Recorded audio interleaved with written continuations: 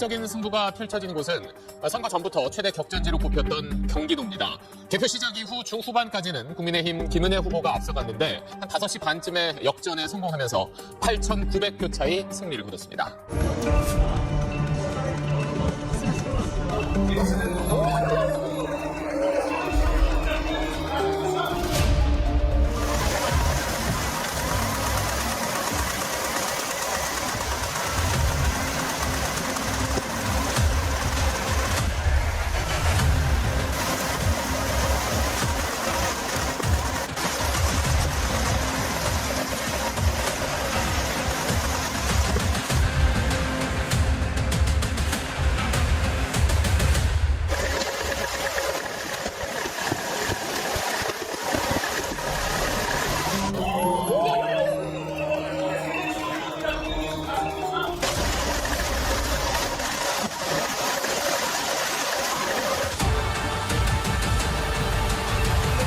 역전이래, 역전.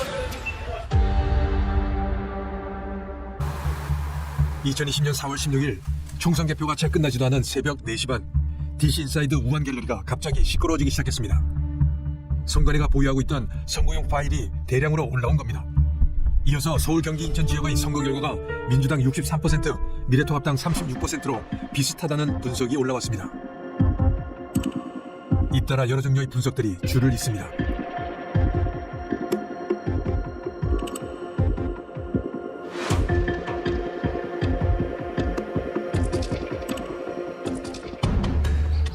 우한 갤러리가 각을 지켜야 된다는 의미에서 그때 그 선관위가 가지고 있는 엑셀 파일이 굉장히 많이 올라왔다면서요? 전체가 다 올라왔습니다. 그러니까 253개 지역구의 엑셀 파일이 전체가 다 올라왔고요. 그 엑셀 파일만 올라온 게 아니고 서울, 경기, 인천이 사전 투표가 거의 전 지역구가 63대 36, 더불어민주당은 63, 그 당시 미통당이었죠. 미통당은 36. 이렇게 올라와서 그거를 숫자가 적혀 있는 건 아닐 거 아니에요? 누가 분석을 했어요? 예, 다 가공해서 그 63대 예, 36이라고? 그러니까, 개표 결과를 올려줬고, 그다음에 거기에 이제 사전 투표하고 당일 투표를 분리해서 득표율을 쭉 이렇게 색을 칠했던 걸로 기억합니다. 그건 누가 작업을 한 건데? 그러니까 그거는 이제 저희는 선관위 직원이 올린 거 아니면 이 시간에 이런 게 올라올 수도 없고. 그때 그 전에 그게 나올 수가 없잖아요, 나올 외국 수가 사람들. 없죠. 선관위 직원이 올리실 것 같은데. 자백 같은 거였다. 그러니까 엑셀 파일과 그 전국 253개 지역구에 색이 칠해진 게 올라왔는데 이건 전문가 수준이었습니다. 그러니까 이제 그걸 보고 사람들이 각성을 해서 20분, 30분 단위로 온갖 통계 자료가 다 올라왔습니다. 우한 갤러리에. 그게 많은 사람들 충격을 줬겠네요. 네네. 선관위의 반응이나 이런 건 없었어요? 선관위의 반응은 이제 DC 인사이드의 특징은 선관위 애들 들어오고 경찰 들어오고 다 들어오는 거예요. 누군지 모르니까. 네. 방해 공작을 굉장히 많이 했었죠.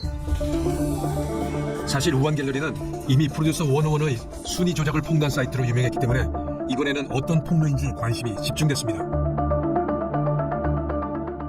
선관위 직원이나 관계자로 추정되는 사람이 개표 다음 날 새벽에 선관위만이 가지고 있는 엑셀 파일을 공개했습니다. 왜 그랬을까? 부정선거의 비밀을 세상에 알리기 위해서일까요? 우한 갤러리에서 시작된 부정선거 논란은 급속히 퍼지기 시작합니다. 과연 부정선거가 있었을까? 2020년 총선에서부터 본격적으로 부정선거 논란이 시작됐습니다. 21대 총선, 2024년 22대 총선, 교육감 선거, 강서구청장 선거, 그리고 가장 최근의 강북구청장 선거, 심지어 윤석열 대통령이 당선 등 2022년 20대 대선까지 모두 부정선거가 있었다는 겁니다. 좀 더 구체적으로 이야기하면 당일 선거 4, 5일 전에 있은 사전 선거가 조작되었다는 겁니다. 과연 사실일까? 우리가 공병호 박사가 운영하는 유튜브 채널에 주목한 이유는 부정선거를 폭로하는 내용이 아주 구체적이기 때문입니다. 문재인 대통령이 당선된 2017년 대선부터 20년 총선, 22년 대선, 24년 총선에 이르기까지 사전 선거의 투표자 수가 부풀려졌다는 것입니다. 209만, 279만 8천 명 등 숫자도 구체적으로 언급됩니다. 심지어 작년 총선에서 낙선되었어야 하는데 당선되었다는 국회의원 53명의 실명까지 거론됩니다.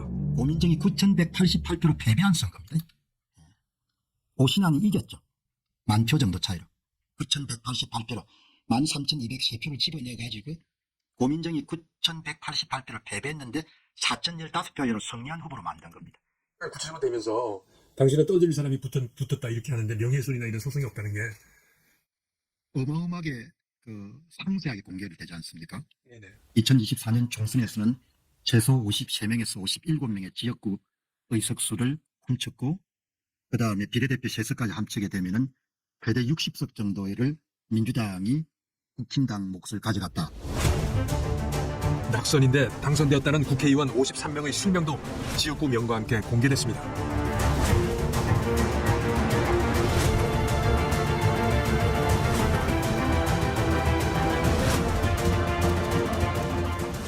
공 박사는 구체적으로 조작된 표수까지 언급하는데 그 근거가 무엇일까?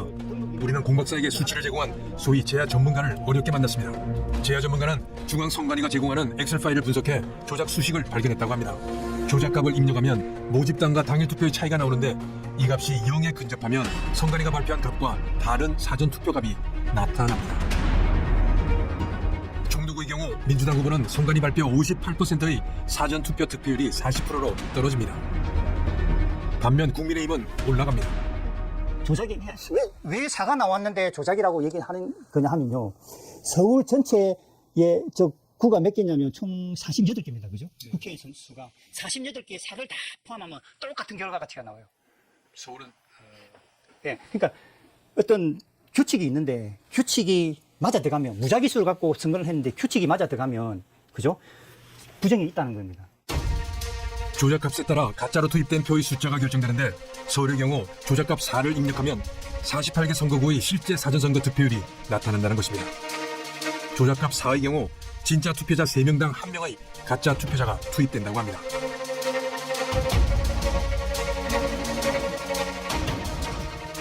진짜 가짜 진짜 가짜 3장당 한 장을 집어넣는 겁니다. 인천은 주로 4장당 한 장을 집어넣은 거예요. 이 기록이 나면 이게 이른바 로그인 기록입니다. 로그인 기록. 모두 총선 당일 투표에서는 졌지만 사전 투표함이 열리면서 역전한 걸로 확인됐습니다. 김수영 기자입니다. 상당수의 미래통합당 후보들이 초반에 앞서다가 사전 투표함이 열리면서 역전당했습니다. 그 정도까지 이 후보가 근소하게 남아 앞섰습니다. 하지만 자정 넘어 사전 투표함이 열리자 승부가 뒤집어졌습니다. 최종 표차는 1,430표. 사전 투표에서 5,200여 표를 이긴 박 후보의 승리였습니다. 인천 연수울에서 통합당 민경욱 후보를 꺾은 민주당 정희룡 후보는 사전 투표에서 6,000표 넘게 더 얻으면서 승리했고, 우리는 20대 총선에서 당일 선거는 이기고도 사전 선거에서 패배한 인천 연수울 민경욱 전 의원을 만났습니다.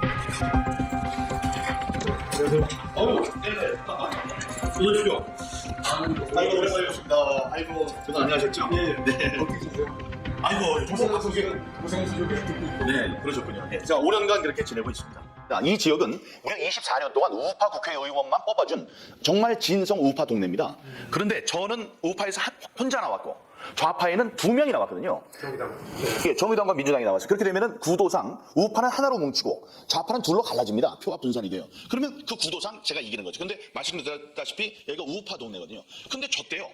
사전 선거 관내 득표율에서 당일 득표율을 뺀 값이 민주당 후보는 플러스 10%가 넘고 민 후보는 반대로 마이너스 10%가 넘습니다. 민 후보는 당일 선거에서 3,300여 표를 이기고도 사전 선거에서 결국 2,800여 표 차로 패배했습니다. 통계학적 공리를 보면 모집단이 클 경우 당일과 관내 사전 선거의 득표율이 거의 동일해야 합니다. 보통 10,000명 이상이면 큰 모집단이라고 할 수 있는데 우리나라 국회의원 선거의 경우 선거구가 10만 명 이상이 되기 때문에 충분히 큰 모집단입니다. 광주광역시 광산구 을 선거구를 보면 표처럼 민주당, 미래통합당, 정의당의 당일, 관내, 기타 투표와 득표율이 비슷합니다. 이것이 정상입니다. 그러나 서울 종로의 경우 민주당은 당일은 낮은 반면 사전 선거 득표율은 16%나 높게 나타났습니다. 반면 미래통합당 후보는 당일은 높고 사전 선거는 16%나 낮습니다. 대수의 법칙 이해가 잘 안 되시죠? 이 대수의 법칙이 사전 선거 조작 논란의 핵심입니다. 사전 선거가 조작됐다는 논리의 핵심에는 대수의 법칙이 있습니다. 그리고 여러분이 부정선거를 이해하시려면 이 대수의 법칙을 이해해야 합니다. 대수의 법칙은 영어로 Law of Large Numbers, 즉 큰 수의 법칙입니다. 쉽게 말하면 많이 시도할수록 평균적인 결과에 가까워진다는 겁니다.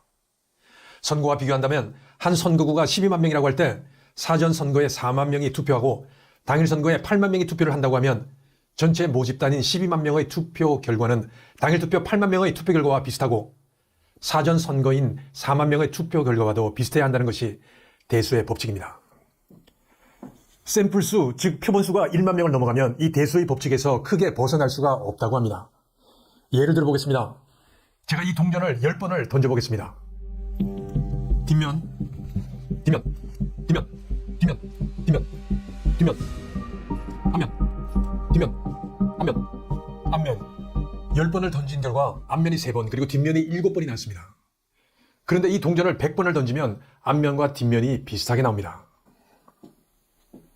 그리고 10,000번을 던진다면 거의 5,000번씩 나올 겁니다. 이것이 대수의 법칙입니다. 많이 할수록 전체의 평균 값에 가까워지는 것.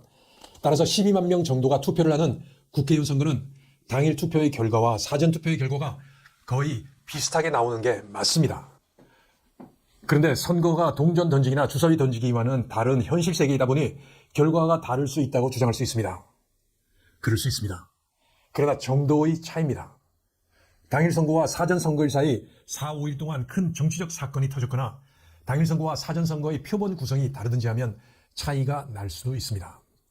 그러나 두 경우 다 제가 말하는 선거에는 해당되지 않습니다.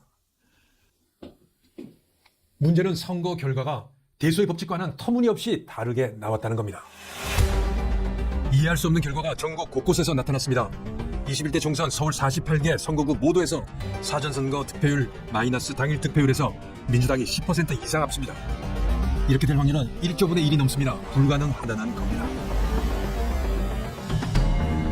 이런 불가능한 현상이 전국에서 발생합니다. 당일에서 이기고도 사전선거에서 지는 일들이 곳곳에서 벌어졌습니다.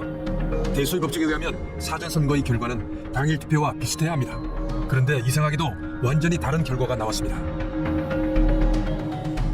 가장 국힘당 지도부가 가장 장애를 많이 하고 이게 선거 여기 좀 해주십시오 동료를 많이 한 데가 사전투표예요. 예를 들어 하루대 윤석열 대통령 부부, 한동훈 대표 부정투표하겠습니다. 국민의힘은 국민들에게 사전선거 참여를 적극적으로 독려했습니다. 그러나 그 결과는 참혹했습니다. 여러분 어떤 투표에 나서주십시오. 왜냐하면 우리 서양하게 법 지키는 사람들이 그런 범죄자들에게 이길 거라는 기세를 출정식으로서 보여줘야 합니다. 한동훈 그때 비대위원장 그리고 254명의 국회의원들이 다 가서 사진 찍었어요. 윤석열 대통령 아마 부산에 찍은지 모르고 아마 딴 찍었어요. 그분들 다 하고 그때 구름대같이 모였던 사람들 한동훈 지지한다고 다 모였던 그 국힘당 했던 사람들한테 한동훈 씨와 윤석열 씨가 사전에서 이겨야 된다고 다 엄청나게 동료하고 캠페인을 벌렸어요. 그 결과가 어떤지 한번 내가 이야기해 볼까요? 네. 22대 총선에서요. 서울 지역을 내가 딱 볼게요. 어디가 몇 명이 이겼는지 내가 볼게요. 서울 지역만 따지면 더불어민주당이 20명을 48개 선거구에서 20명이 당선이 됐어요. 투표에서 당일 투표에서. 네. 국힘당 28명이 당선된 거예요. 당일 투표는? 네, 당일 투표. 근데 관내로 가게 되면 얼마가 더불당이 올라가면 43명으로 올라가요. 국힘당은 몇 명으로 가냐면 5명뿐이 못 붙어요. 그럼 이게 뭐냐 그러면 거의 6분의 1로 줄어요. 관외로 가볼까요? 더불어민주당은 45명 이겨요. 국힘당 이긴 게 3명뿐이 안 돼요. 그럼 국외로 가봐요. 더불어민주당은 48개 선거구에서 47개 선거구 이겨요. 전국 3,551개의 선거동에서 민주당은 100% 가까이 플러스를 기록했습니다. 기적과 같은 일이 벌어진 겁니다.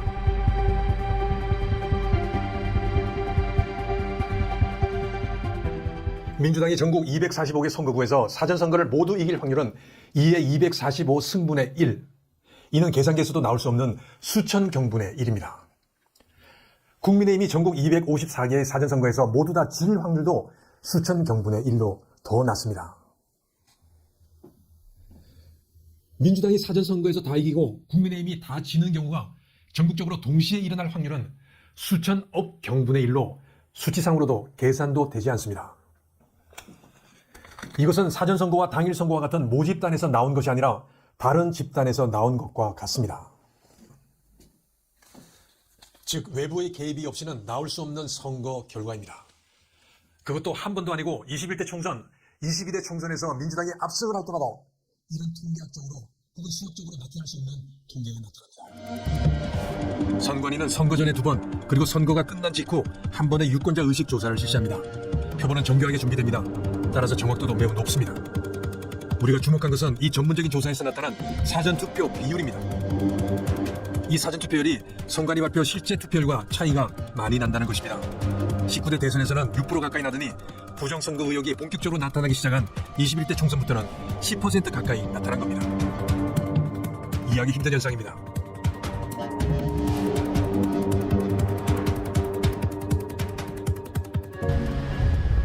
우리는 젊은 공학 박사에게 이런 이상한 현상에 대한 설명을 부탁했습니다. 이게 저도 이런 거 하는 게 상당히 부담스럽거든요. 근데 이게 이렇게 하는 이유가 당황이 없을 것 같아서 이렇게 저도 할 수 있는 거를 좀 해보는 거예요.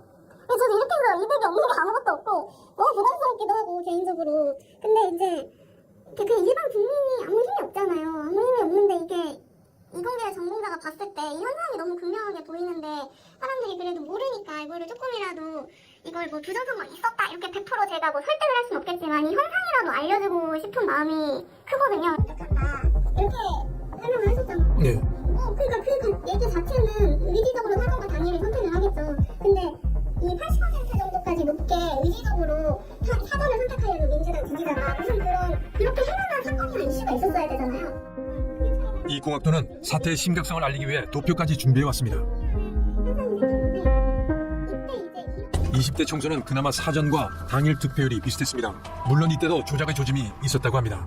그러나 21대는 민주당의 사전선거 득표율이 급상승합니다. 그리고 그 기조는 22대에서도 유지됩니다. 하지도 않았어요. 근데 어떻게 이런 현상이 일어났는지를 이해할 수가 없고 이게 어떻게 자연스럽게 일어날 수 있다고 하는지를 저는 이해할 수 없다. 이게 그 선관위 자료인데 보면은 선관위는 투표 결과를 단순히 집계한 역할만 하고 있어서 모르겠고 왜 저렇게 나오는지 통계학적으로 설명이 들어가는 결과가 왜 나오는지 모르겠고 대법원 선고에서는 이게 이례적이거나 비정상적으로 볼 수 없다고 판결을 내렸거든요. 근데 살면서 그러니까 양당체제잖아요. 저희 나라는 거의 민주당, 국힘당이잖아요. 80% 이기는 거를 본 적이 있으신가요? 그것도 이제 사전투표 자체가 1000만 명이 넘게 했는데 민주당을 지지하는 사람만 사전투표를 그렇게 많이 하는 게 말이 된다고 생각하는지 저는 이해가 안 됩니다. 근데 이제 20계열 학생들이나 제가 봤을 때는 이 정도로 크게 차이나는 현상이 자연스럽게 발생해지는 굉장히 희박하다. 그 이야기는 누군가가 외부에 개입을 됐든지 아니면 뭐 심리 따라서 그렇다는 거죠. 그러니까 거의 그런 가능성이 저는 훨씬 높다고 생각을 합니다. 영화 돈 룩업. 학자들이 지구를 향해 돌진하고 있는 혜성을 발견했습니다. 21 곧 지구는 종말을 맞게 될 것을 학자들은 계산을 통해 알게 됐습니다. months and 14 days. 당연히 세상에 경고를 날립니다. Dr. Mindy is trying to say is that there's a comet headed directly towards Earth. Exactly, 99.78% to be. 그러나 세상은 학자들의 경고를 무시합니다. When are the midterms? 3 weeks. 3 weeks. Say we sit tight and assess. Are we not being clear? That there is a huge comet headed towards Earth. And the reason we know that there is a comet is because we saw it. We saw it with our own eyes using a telescope. I mean, for God's sakes, we took a fucking picture of it. What other proof do we need? I am not on one side or the other. I'm just telling you the fucking truth. I think we're all gonna die! We ask for your grace tonight.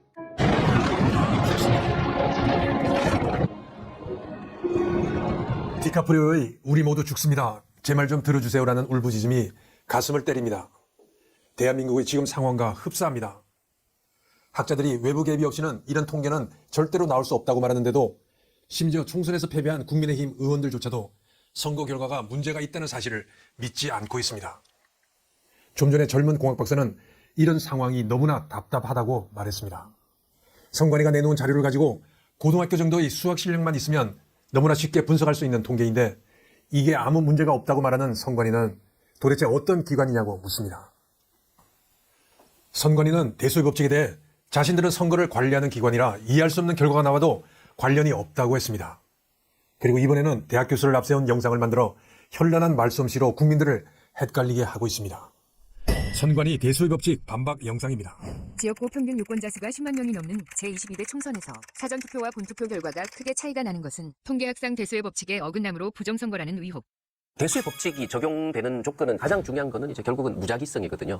무작위 추출인데 사전 투표나 당일 투표 이 두 개 그룹을 우리가 비교를 해봤을 때 무작위로 그렇게 나누어지느냐 하면은 무작위로 절대로 나누어지지 않는다는 거죠. 왜냐하면은 이 사람이 자기가 결정을 해서 가는 거지 자기가 무작위로 추출되는 거는 아니라는 거죠. 이걸 이제 같다고 계속 주장을 하시는 거는 이건 마치 우리 투표를 하러 가는 사람들이 사전 투표를 오늘 하러 갈까 아니면 내가 당일날 투표를 할까 이걸 이제 랜덤하게 주사위를 던지거나 동전을 던져서 그걸 결정을 하는 거랑 마찬가지인데 사전 투표를 하신 분들과 당일 투표를 하신 분들 이 두 개의 그룹이 만약에 무작위적이라면은 모든 종류의 성향에 있어서 다 동일해야 되고 정치적 성향도 동일해야 된다. 선거라고 하는 게 이게 주머니에서 구슬을 무작위로 뽑는 것 같이 그렇게 생각을 하시는 건데 선거라는 거는 절대로 그렇지 않습니다. 사람들이 의식적인 판단을 내리는 거고. 그분이 무작위성에 대해서 조금 이해를 잘못하고 계시거나 아니면은 일부러 잘못된 그러한 예를 드신 것 같거든요. 그러니까 이 경우에 무작위라는 거는 내가 투표를 하러 가는 것에 있어서 외부적인 힘이 작용을 해서 내가 가고 싶은데 못 가게 하거나 가기 싫은데 가게 할 때 그게 무작위성이 깨지는 겁니다. 사회 전체적으로 혹은 그 지역구 내에서. 그러니까 내가 가고 싶을 때 간다 하는 거야말로 무작위성이라는 겁니다. 그러면은 그 박원호 교수님 말대로 이게 외부의 개입 조작 없이 사람들이 자발적으로 그렇게 나서서 이렇게 편향된 샘플이 나왔다고 합시다. 그러면은 이게 중심극한 정리에 따른 그 정규 분포에서 당일 투표와 얼마나 차이가 나는 샘플인지를 우리가 확인을 할 수 있다는 겁니다. Zvalue라는 값으로. 예. 그래서 만약에 그렇게 나온 사전선거 투표값이 Zvalue 값의 그러니까 당일 투표와 비교해서 Zvalue 값의 2의 범위 안에 있다면은 그거는 그 두 개가 비슷한 거고 2의 범위 밖에 있다면은 그게 95% 신뢰 확률로 이거는 두 개가 다른 모집단에서 나왔다. 그러니까 대소의 법칙이 깨졌다라고 얘기할 수가 있는 겁니다. 그런데 종로구의 경우에 이낙연 후보하고 황교안 후보하고 그 민주당의 이낙연 후보의 총 득표율이 57.6%인가 9%가 그렇게 나왔죠. 근데 사전 투표 득표율이 66%가 나왔습니다. 그러니까 이 두 개가 같은 모집단에서 나왔을 거라고 하는 것을 계산하는 Z밸류 값이 얼마가 나오냐면요. 39.5라는 값이 나옵니다. 그러면은 Z밸류가 39.5라는 확률은 지구 탄생, 그러니까 우주가 138억 년 전에 탄생하지 않았습니까? 그러니까 그 우주가 탄생하고 바로 오늘까지 매일매일 로또 1등을 할 확률이 한 수십 번, 수백 번 반복해서 일어나는 정도의 확률입니다. 그러니까 지금 당장 내일 뭐 태양이 갑자기 확장해서 폭발하는 그 확률이 이 확률보다 더 높습니다.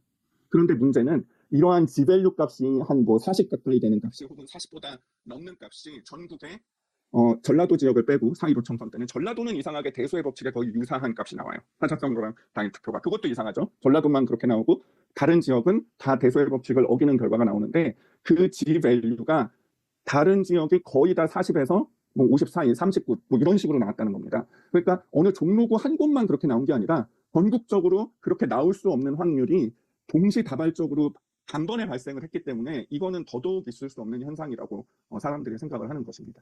그래서 실제로도 두 개 그룹을 보시면은 가장 사전투표를 많이 한 지역은 전라남도군요. 60% 정도가 사전투표에 참여를 하셨고 당일투표는 39.9%. 그런 반면 대구광역시 같은 경우에는 사전투표가 40% 정도를 하시고 당일투표를 60% 하셨어요. 지역적으로도 구성이 전혀 달라요. 연령적으로도 구성이 전혀 다르고 이건 상식적으로 생각을 해보실 수 있는 거죠. 그분은 통계를 잘 모르는 분이라는 거예요. 왜냐하면 우리가 비교를 할 때 내가 예를 들면 사전을 선호한다든지 이런 이야기들, 예를 들면 호남을 이야기한다 그러면요. 호남을 우리가 비교를 할 때 어떻게 보면 호남만 비교를 해요. 그게 예를 들면 서울이나 경기로 비교할 필요 없어요. 그리고 또 하나는 뭐냐 그러면요. 당일을 많이 하든 사전을 많이 하든 관계없고 어떠냐면 같은 후보. 내가 예를 들면 민주당을 찍는 사람이 당일에 찍는 그 비율, 자기 가더라도 그 비율이 얼마냐. 관내에서 짜는 비율, 같은 후보를 비교를 하는 거예요. 그래서 예를 들자면은 사전투표를 신뢰하지 않는 분들 같은 경우에는 사전투표를 안 하셨을 거예요. 그런 분들이. 근데 그런 분들이 이를테면 특정 정당을 더 많이 지지한다고 생각을 해보세요. 그러면은 당연히 사전투표를 한 분들과 당일 투표를 한 분들 사이에서 정당 지지가 당연히 차이가 나게 되는 거 아닙니까? 그래서 두 개의 그룹이 같다는 말씀은 저는 전적으로 기각할 수 있다고 생각합니다. 이것도 보시면은 이제 그냥 그럴 수 있다는 거지 그걸 데이터 가지고 뭐 증명을 해준 게 아니거든요.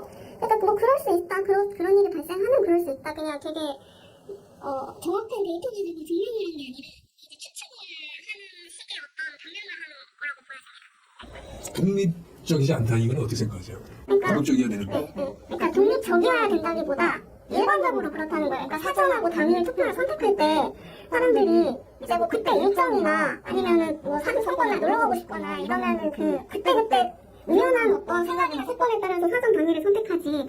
내가 민주당을 지지한다고 해서 뭐 사전에 해야겠다거나 아니면은 뭐 당일을 해야겠다거나 이런 경향이 실제 데이터상에서 크게 있다 선거 케이스에 대해서 그 경향이 21하고 22에서 아주 극명하게 생겼는데 사전선거에서 민주당이 모든 선거구 중에 8%를 이길 정도로 생겼는데 근데 그게 인위적일 확률이 훨씬 높다는 거죠.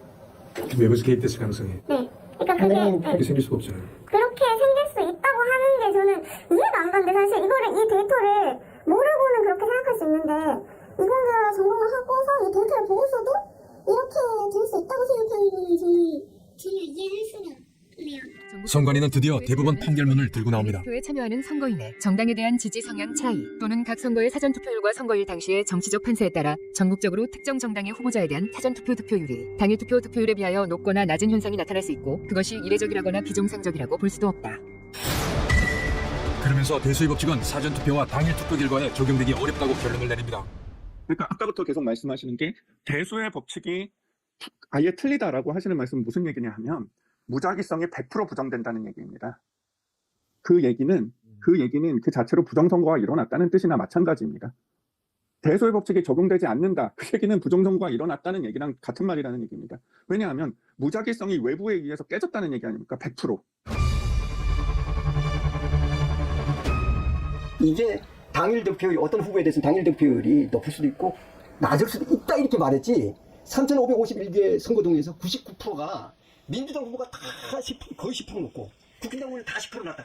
그 자료를 대국에 설명이 안 돼요.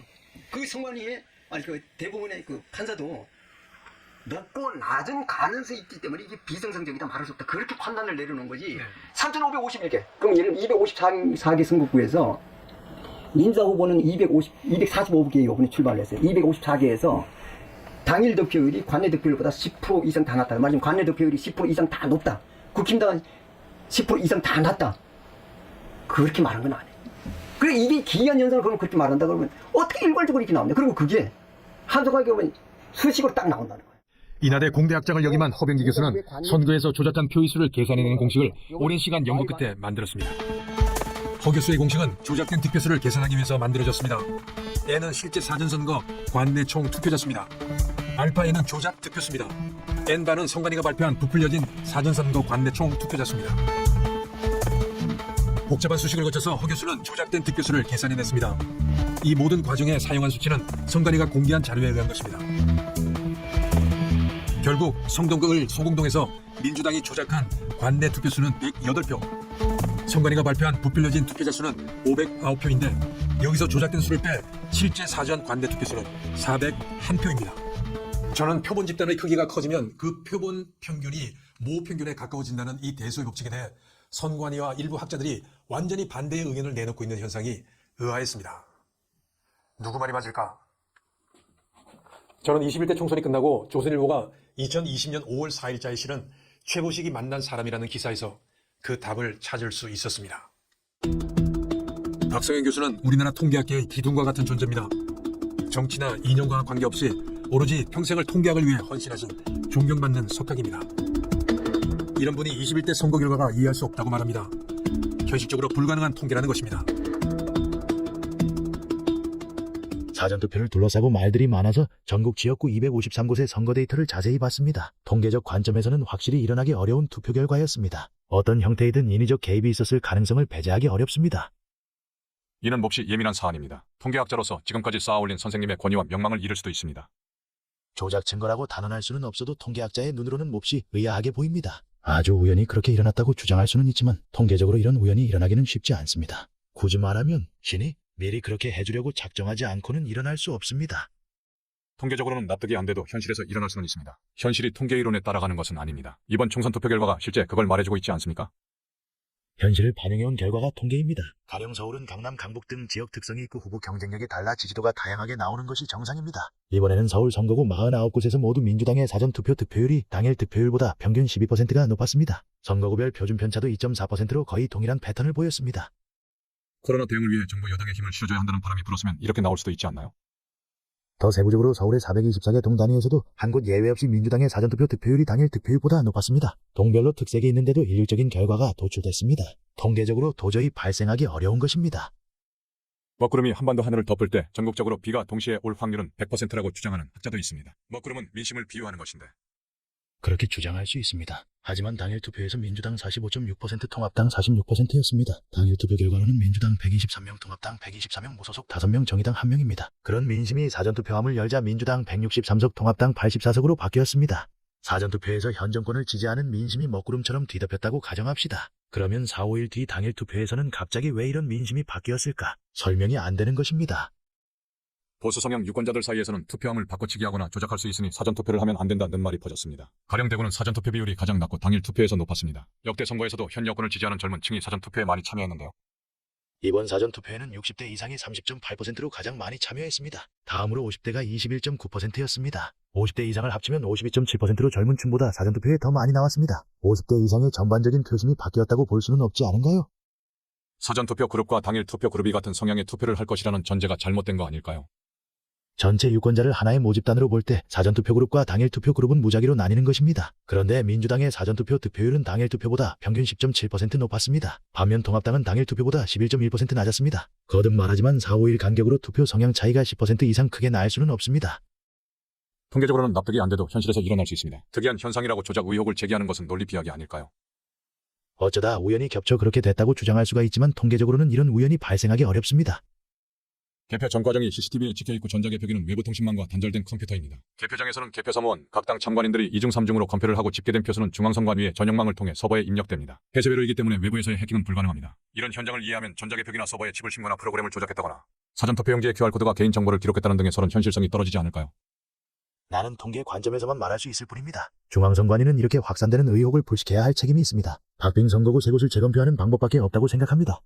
박성현 교수는 이 문제를 해결할 수 있는 방법은 선관위가 가지고 있다고 했습니다. 선관위에게 공을 넘긴 겁니다. 저는 박 교수께 인터뷰를 요청했지만 박 교수는 21대 총선 이후에는 더 이상 연구를 하지 않는다며 정중히 거절했습니다. 제가 물었습니다. 혹시 당시 인터뷰 내용에 수정을 하거나 덧붙이고 싶은 말씀은 없으신지? 박 교수는 네, 2020년 인터뷰한 내용은 그대로입니다. 수정이 필요한 부분은 없습니다라고 답했습니다. 통계학계의 최고 고두인 박성현 교수는 21대 선거 결과를 신이 미리 그렇게 해주려고 작정하지 않고는 일어날 수 없다고 말했습니다. 불가능하다는 겁니다. 문제는 그런 불가능한 선거 결과가 22대 총선에서도 일어났다는 겁니다. 신이 이번에도 민주당이 절대 다수의 의석을 차지하도록 미리 작정을 한 것입니다.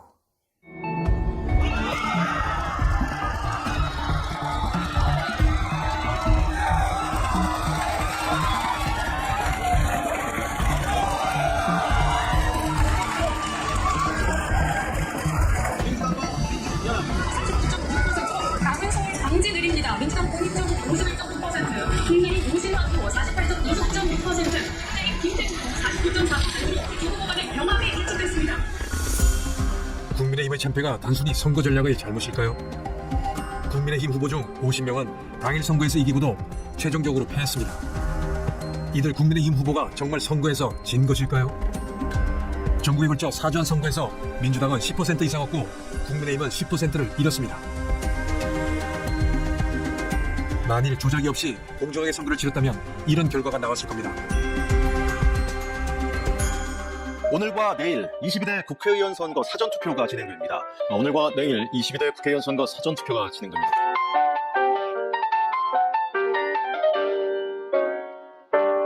사전투표가 역대 최고치를 기록했는데 총선에서 사전투표율이 30%를 넘긴 건 이번이 처음입니다. 역대 총선 가운데 가장 높습니다.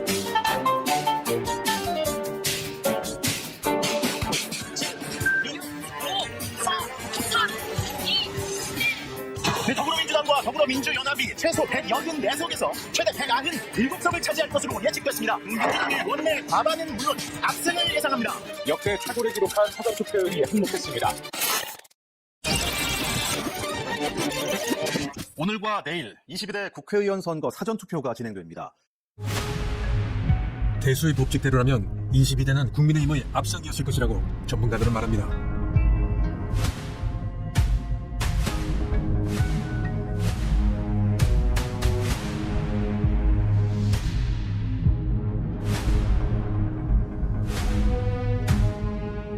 제가 학술적인 측면에서만 보면 이건 기획됐다는 거예요. 아까 이야기했듯이 내가 알파라는 게 딱 나오잖아요. 그럼 서울 시내 딱 들어가 보면요. 48개 선거구가 알파가 거의 같으니까 직선 기울기가 똑같고 한직선으로 표현돼요. 그리고 이건 기획된 거라는 거예요. 두 번째는 이게 조직적이라는 거예요. 어떤 시스템이 이게 조직적으로 하자 그러고요. 참여하는 쪽으로 보면 집단적으로 참여했다는 거예요. 왜냐면 48개 선거구에서 내가 당일 예를 들어서 만표가 일어났다 그러면 여기 30% 하면 3,000표를 가잖아요. 다른 선거구에서 예를 들면 12,000이다. 30%다 그러면 그 뭐 예를 들면 36,000표들. 이게 집단적으로 조직적으로 집단적으로 안 일어나면 이 일이 못 일어난다는 거예요. 이건 학술적인 측면에서 들어보면 그렇게 세 가지로 딱 요약이 돼요. 국가정보원과 인터넷진흥원이 실시한 선관위 보안점검에서 충격적인 결과가 나왔습니다. 인터넷을 통해 통합선거 명부 시스템에 침투가 가능하다는 겁니다. 사전 투표한 인원을 투표하지 않은 사람으로 표시하거나 사전에 투표하지 않은 사람을 투표한 것처럼 표시할 수 있었다고 합니다. 그 당시에 보시기에 어느 부분이 가장 취약했어요? 제가 보기에는 그 통합선거인 명부 그게 한글로 하고 뭐 이런 식이 제일 심각해 보이던데. 그렇죠. 그렇게 제일 잘 바깥쪽에 있는 게 인터넷이고 네. 인터넷에서 업무망으로 들어가고 또 업무망에서 또 순간 들어가는 거거든요. 인터넷에서 바로 순간이 안 들어가요. 아, 네네. 바로 못 들어가요. 예예. 그러니까 그 업무망을 통해서 순간망 들어가거든. 네. 그러니까 계단 안쪽에 있다 보면 되죠, 순간망이. 그렇죠. 인터넷이 있고 업무망이 있고 이렇게 순간망이 뒤에 있으니까 제일 안쪽에 있는 거고 순간망 중에서도 아무래도 제가 그때 가서 그런데 들어갈 때도 거기가 그런 뭐 변경 가능한 것도 그렇고 우리 유권자들 정보가 있을 수 있으니까 대비해. 네네. 그런 것이 이제 만약에 나간다든지 위험한 거고. 사전투표 용지의 도장들을 절취해 사전투표 용지를 출력할 수 있었다는 겁니다. 가장 중요한 것은 청인, 사인 이런 것이 일반적으로 절취할 수 있는 상황이다. 굉장히 취약하다. 테스트 프로그램도 입수할 수 있다. 그래서 그 외에도 이렇게 이제 조력자가 좀 있으면 그 당시 장비를 구입할 수 없으니까 뭐 프린터기나 이런 게 있으면 바로 동일한 투표용지도 출력할 수 있다. 이런 것을 보여준 것이죠. 개표장에서 발견된 관외 투표지를 담은 우체국 봉투들, 인쇄용 투표 용지 롤들 국정원의 보안점검 내용과 유사합니다. 이렇게 개봉이 돼 있죠? 사진 찍어야죠. 왜 이러세요? 아니 여기 왜 롤 용지가 이렇게 많아요? 국정원 보안점검처럼 선관위 청인과 투표관리관 도장이 무단 도용되면 새 투표지로 둔갑할 위험이 있습니다. 보니까 거의 해커 마음대로 할 수 있었던 것 같더라고요. 들어가면 뭐 마음대로 하는 거죠. 뭐 들어가면 그렇게 점검에서 들어갔으니까 그래서 취약하다는 말씀을 제가 말씀드린 거고 그래서 그런 보안 시스템을 다 조치를 해야 되는데 네. 보안 조치가 됐는지 안 됐는지는 제가 모르죠. 우리는 탈북한 북한 해커를 어렵게 만났습니다. 우리 선관위의 보안 상태에 대해 어떻게 생각할까? 솔직히 말해서 국정원이 뚫었으면 북한은 더 잘 뚫을 수 있어요. 그걸로 뭐 말이 끝난 거예요. 국정원에서 자체 점검 핸들 뚫렸으면 북한이 뚫으자고 하면 국정원에 한 번 넘어봤잖아요. 그런데 한 번 넘어봤는데 뚫렸으면 북한은 매일 얼마나 수십 수백 차례 공격을 하겠어요. 그럼 북한은 이미 쉽게 넘어갔고 패스오브까지 그렇게 했다는 건 진짜 이건 불가증인데 심각한 불가증이죠. 우리가 너무 지금 이 북한 앞에서 저는 너무 한국 사람들이 아니란 것 같아요. 한다면 어떤 식으로 해요? 이게 뭐 망이 선관위만 해도 망이 여러 개가 있는데 서로 차단돼 있다고 하던데. 그게 저는 이해가 안 돼요. 그 사람들 설명이. 망이 서로 차단이 됐으면 보안정보께 뚫렸잖아요. 네. 그건 말이 안 되잖아요. 그러면 문은 없는데 도적은 들었다는 거예요. 그걸 어떻게 설명할 거예요? 그러니까 이 사람들은 지금 설명을 좀 이 사람들도 모순인데요. 그 망이 연결이 안 돼 있다는 것이 원래 물리적으로 연결돼 있다가 뭐 방화벽이라든지 아니면 이제 그 여러 가지 보안 그 프로그램이 작동해서 막았다는 건지. 그런데 그 시스템하고 그 선거 시스템하고 이제 내부망하고 연결이 안 돼 있으면 그게 업무가 될까요? 업무하려면 어쨌든 통화 수도꼭지를 열었다가 닫을 수도 있잖아요. 그럼 북한의 해커들 입장에서는 열을 때 기다릴 수도 있고 아니면 이 내부망까지 들어갔다가 선거망에는 대기하고 있다가 열렸을 때 들어갈 수도 있고요. 그리고 방화벽이 있다고 해서 못 들어가는 건 절대로 아니죠. 한국의 방화벽 같은 건 북한이 충분히 학습했습니다. 그 보안 시스템 넣는 거는 북한 입장에서는 그렇게 힘든 일이 아니라고 봐요. 그리고 그거만 넘어서면요 내부 조작 같은 거는 일단 넘어서서 집안에 들어왔으면 조작은 충분히 가능하죠. 그거는 이제 전체 시스템을 장악을 안 하더라도 예를 들어서 이제 선거 인원을 이제 조작하거나 아니면 사전 투표 인원을 조작하거나 하는 것은 그 안에 들어가서 데이터가 쌓여진 데만 들어가면 되죠.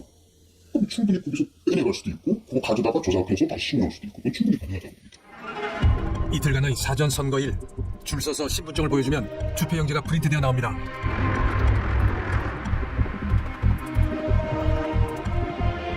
한 사람이 투표를 할 때마다 통합 명부 시스템에 소스 코드가 하나씩 저장됩니다.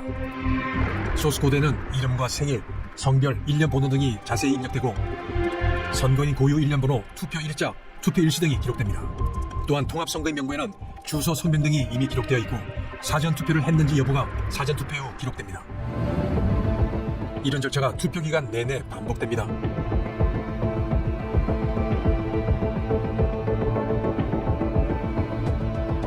조작이 사실이라면 투표를 하지 않아도 이 과정에서 투표를 한 것으로 기록될 것입니다.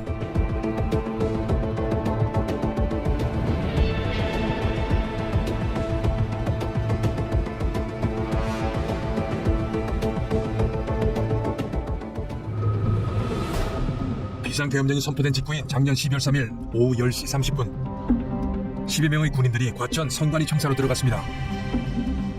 이들의 목적지는 바로 저희 제작팀이 선거 부정을 확인하기 위해 선관위에게 공개를 요구하고 있는 통합선거인 명부를 보관하고 있는 서버였습니다. 통합 명부 시스템 서버라고 적혀 있습니다. 중앙선관위 내부 CCTV를 공개한 야당은 이들이 찍어간 서버는 사전투표 명부를 관리하는 시스템이라고 설명했습니다. 계엄군이 중앙선거관리위원회에 들어가서 서버를 촬영했습니다. 그 서버는 사전투표 명부 관리 시스템이라는 것입니다. 조작이 있었다면 사전투표 시스템에 들어가 투표자 수를 부풀린 것이고 그 서버 내에는 이런 소스 코드가 입력되어 있습니다. 한 사람이 투표를 할 때마다 이런 소스 코드가 하나씩 생성됩니다. 그리고 통합선거인 명부에 사전투표자라고 기록이 됩니다. 만일 국정원과 인터넷진흥원의 보안점검의 지적대로 투표를 하지 않았는데 투표를 한 것으로 만든다면 이 명부에 역시 사전투표자라고 기록이 될 겁니다. 따라서 선관위의 통합 명부 시스템에서 선거인 명부를 뽑아 이들이 실제로 투표를 했는지 체크할 수만 있다면 부정선거 여부를 정확히 알아낼 수 있습니다. 이것이 선관위가 서버와 통합 선거인 명부를 공개해야 하는 이유입니다. 혹은 공개하지 못하는 이유이기도 하겠죠. 그리고 계엄군이 선관위에 들어간 이유일 것이라고 추측됩니다. 이것이 21대 국회의원 선거 무효소송에서 선관위가 법원에 제출한 통합 선거인 명부입니다. 그러나 이름도 주소도 생년월일도 아무것도 없이 그냥 사전투표자라고 인쇄되어 있습니다. 이것을 어떻게 투표를 했는지 확인할 수 있겠습니까? 선관위의 오만함에 분노가 치밀어 오릅니다. 우리는 21대 총선 이후 거의 5년 동안 오로지 선관위의 데이터를 분석해 사전선거 설계 공식을 찾아낸 서성국 씨를 만났습니다. 부정선거의 실체에 한 발짝 더 다가갑니다. 디스인사이드 우한 갤러리에서 솔선이라는 이름으로 활동 중인 서성국 씨.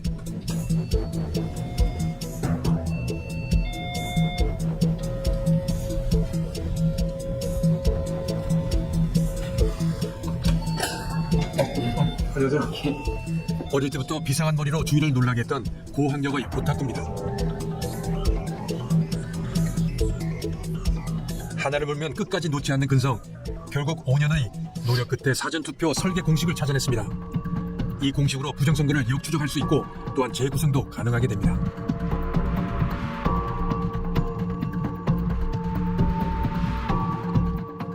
이 발견한 공식이 의미를 갖는 것은 하나의 수식과 로직으로 양방향으로 복원이 된다는 겁니다. 사전투표율과 당일투표율 뭐 이런 걸 가지고 선관위 발표한 것도 알 수 있고 실제 사전투표율을 양쪽을 다 찾을 수가 있고 문제는 21대만 아니고 22대도 똑같은 로직으로 똑같이 나온다는 거. 공식이 살아있다는 것은 이미 선거 전에 선거 결과를 마음대로 좌지우지할 수 있는 소위 말하는 이 표를 갖고 있다는 거예요. 이게 서성국 씨는 21대, 22대 총선에서 부정선거를 위해 사용했던 난수표를 찾았다고 합니다. 이 난수표는 사전투표율과 전체 투표율이 만나는 지점의 득표율 차이를 보여줍니다. 21대의 경우 8.82%가 민주당의 안전선입니다. 22대는 10.06%가 안전선이 됩니다. 따라서 사전투표율이 높아질수록 안전선이 높아집니다. 사전투표를 독려하는 이유입니다. 23대는 어떨 거냐 이랬을 때 예상을 할 때 두 가지입니다. 첫째는 이게 국민들한테 알려져서 다시는 이런 걸 안 하는 게 제일 좋고요. 만약에 이게 흐지부지돼 또다시 이게 반복되면 22대는 이걸 안 할 줄 알았어요. 근데 21대 한 걸 또 응용하는 거 보니까 23대도 이 툴을 버리기 너무 아까운 거예요. 이 사람들이. 다만 디테일한 면에서 그 1%, 2%, 3% 보태는 그거는 프로테이지 애들을 줄이고 사실은 그 소위 말해 뺏고 더하는 방식이 있지 않습니까? 그게 사전투표율만 높이면 비중을 예를 들어서 당일보다도 사전투표 요즘 9대 11 뭐 거의 비슷하게 올라왔지 않습니까? 예전에 4대 6인데 이게 목표가 5대 5대 6대 4가 되면 완전히 마음대로 할 수 있어요. 그러니까 사전투표율도 살짝 26%, 32%, 5% 올라왔지 않습니까? 실제로 애드 없이 보태는 거 없이 기본표 없이 뺏고 더하는 것만 하면 35% 되면 이게 10% 역전이 됩니다. 이게 이제 선관위에서 공식적으로 우리가 뭐 보탰든 빼든 이건 나중 문제고, 자 여기서 제 공식의 어떤 포인트는 두 가지입니다. 사전투표율이 35.09%일 겁니다. 아마 한번 사전투표율 한번 보십시오. 35.09% 나올 겁니다. 솔선의 사전투표 설계 공식을 가동시켜 보겠습니다. 좀 복잡합니다. 몇 표를 작업할 수 있는가는 보태는 표와 뺏어오는 표를 더한 것입니다. 우선 얹어준 표는 나와 있는 선거인 수의 2%나 4%를 곱합니다. 빼앗는 표는 실제 사전투표수에 사전투표율을 2번 곱합니다. 실제 사전투표수는 선거인 수 곱하기 3%한 것을 선관위 발표 사전투표자에서 빼줍니다. 이렇게 빼앗는 수가 결정됩니다. 사전투표 작업표수는 부풀린 수 4,035표 플러스 빼앗은 표 5,315표 해서 9,350표가 되는 것입니다. 빼야 될 거 아닙니까? 요 3%하고 저쪽 한규환 씨한테 뺏어온 표. 요 두 개가 9,350표니까 원래 발표가 나기는 그렇게 안 났을 거예요. 여기 3만 943으로 발표가 났거든요. 3943이 이제 선관위 발표가 3943입니다. 그러면 원래 더해지지 않고 하면 이걸 빼는 거 아니에요? 그렇죠. 빼야죠. 부정선거 공식은 최대한 단순하지만 찾기는 힘들어야 됩니다. 그래서 솔선님 공식을 보면은 첫 번째 항은 그냥 단순한 곱하기의 그 항으로 돼 있지만 두 번째 항이 더해지는 두 번째 항이 그 사전 선거율의 제곱이 되기 때문에 이게 선형과 비선형이 이렇게 같이 있기 때문에 상당히 찾아내기가 힘듭니다. 뉴욕대 정치학과 브루스 부에너더 맥기타 교수는 공식이 매우 강력하고 설득력이 있다고 말했습니다. 선거 사기의 강력한 증거가 될 수 있다고 말했습니다.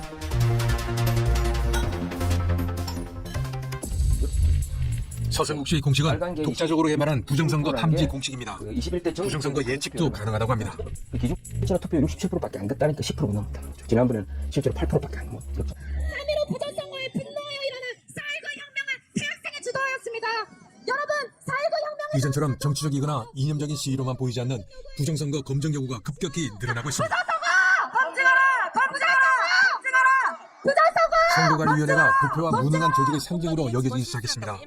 국민들이 소중하게 행사한 한 표를 작은 실수로 여기는 것이 그 시작입니다. 실수로 판단하고 있다. 단순 실수로 판단하고 있다.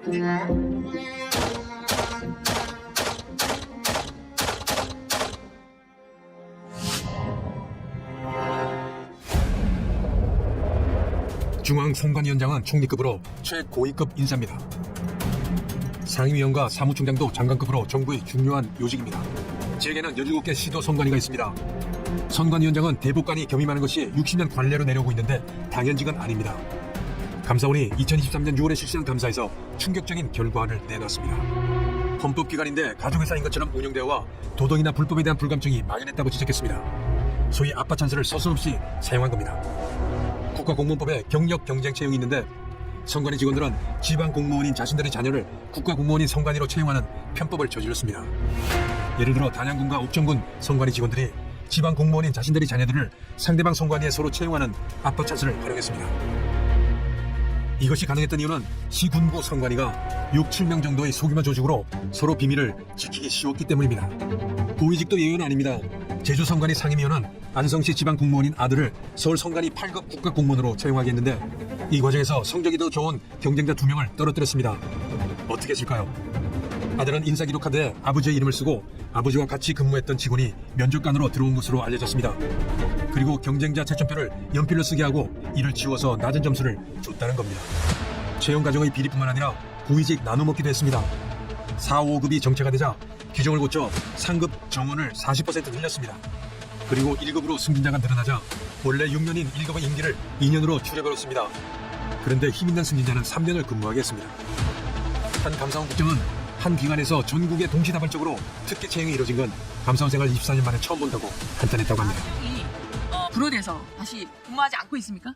아닙니다. 지금 일부 계속 근무 중이고요. 다만 지금 여기서 한 10년간 1200건 이 부분은 그 정상적인 부분으로 지금 얘기가 되는데 감사원이 바라보는 것과 저희 선관위에서 바라보는 그 시각이 다릅니다. 즉 감사원 입장에서는 기본적으로 자기가 가지고 있는 소위 행정부의 말하자면 인사지침을 저희 헌법기관인 선관위도 지켜야 된다는 그 명목하에 저희가 독자적으로 지금 운영하고 있는 인사기준과 행정부의 인사기준이 달랐을 때 그것을 전부 소위 잘못된 것이라고 생각하는 전제에서 지금 얘기가 되고 있는 겁니다.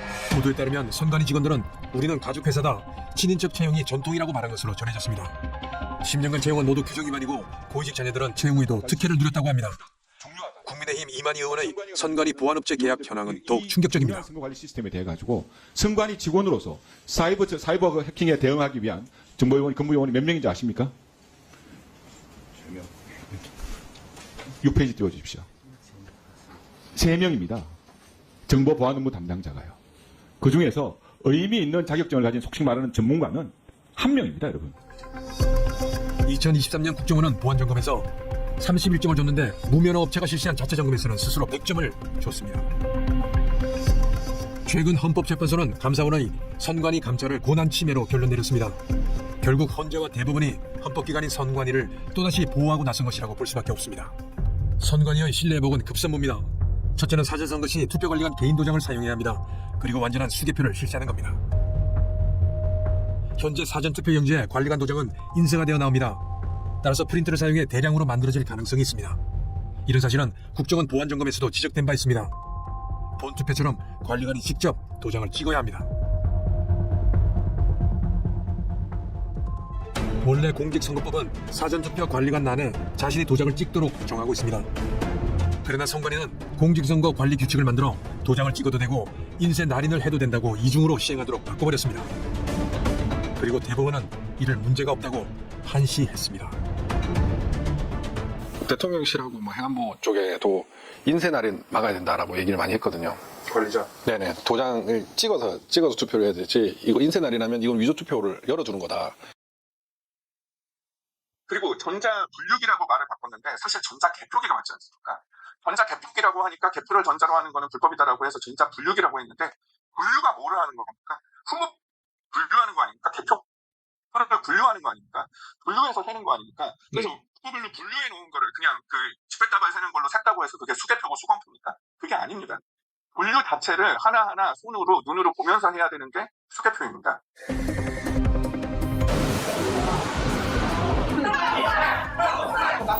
대만은 투개표 시스템에서 전자기기 사용을 철저히 배제하고 있습니다. 중국의 합동 시도가 끊임없이 계속되어 왔기 때문입니다.